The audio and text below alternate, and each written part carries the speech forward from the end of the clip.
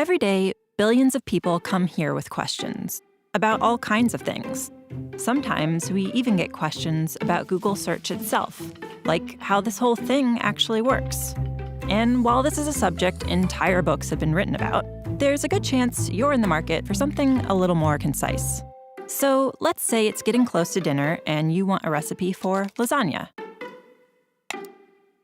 You've probably seen this before, but let's go a little deeper. Since the beginning, back when the homepage looked like this, Google has been continuously mapping the web, hundreds of billions of pages, to create something called an index.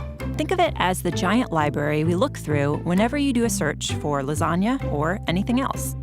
Now, the word lasagna shows up a lot on the web. Pages about the history of lasagna, articles by scientists whose last name happened to be lasagna, stuff other people might be looking for. But if you're hungry, randomly clicking through millions of links is no fun.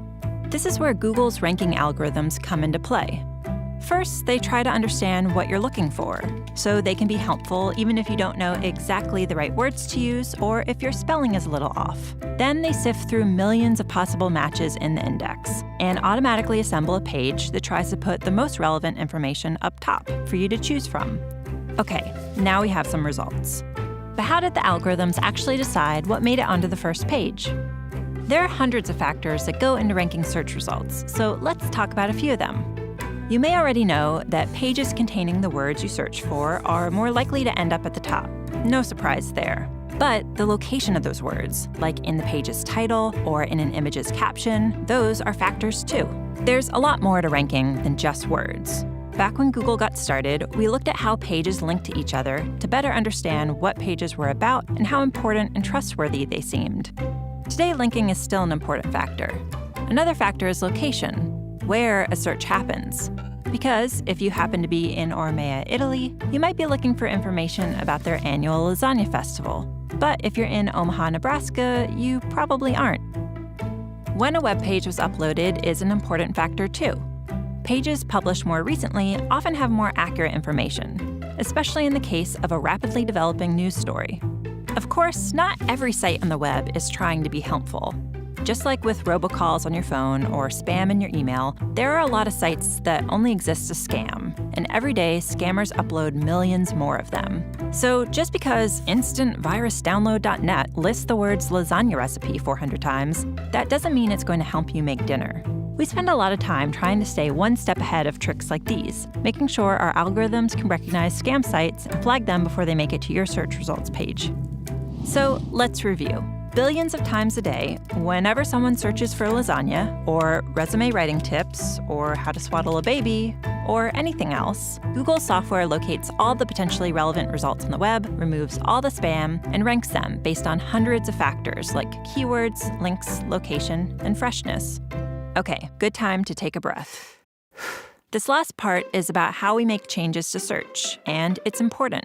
Since 1998, when Google went online, people seem to have found our results pretty helpful.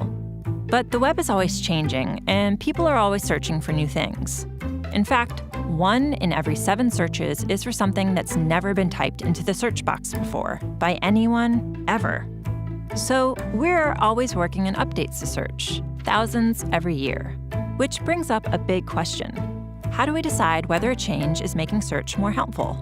Well, one of the ways we evaluate potential updates to search is by asking people like you. Every day, thousands of search quality raters look at samples of search results side by side, then give feedback about the relevance and reliability of the information. To make sure those evaluations are consistent, the raters follow a list of search quality evaluator guidelines. Think of them as our publicly available guide to what makes a good result good. Oh, and one last thing to remember. We use responses from raters to evaluate changes, but they don't directly impact how search results are ranked. So there you have it.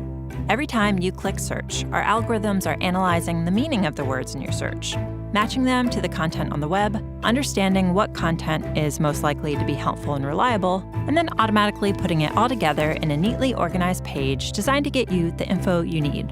All in, 0.81 seconds? Wow. Anyone else ready for dinner? Interested in learning more? We've got a whole website dedicated to how search works. Just click right here.